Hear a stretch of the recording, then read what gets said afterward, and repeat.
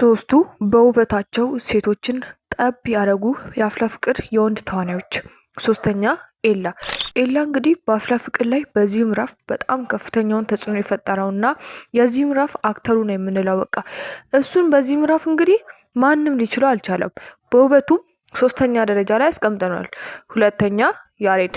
ያሬድ እንግዲህ እሱ ስሙ ከተጠራ የቤዛም ስም መጠራቱ ግድ ነው።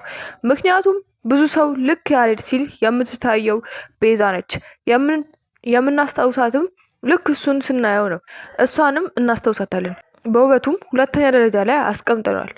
አንደኛና የአፍላ ፍቅሩ በጣም በጣም በጣም እጅግ በጣም ቆንጆ ተዋናይ። እስኪ አንዴ ከመናገሬ በፊት ሁላችሁም ይህንን ቪዲዮ ላይክ እና ሰብስክራይብ አድርጉ። እንዲሁም ኮመንት ላይ ሁላችሁም ከመናገሬ በፊት እስኪ ምን ያክል ግምት ላይ ጥሩ እንደሆናችሁ ለመለየት ኮመንት ላይ መጀመሪያ ጻፉና እኔ ልናገር ነው። 1 2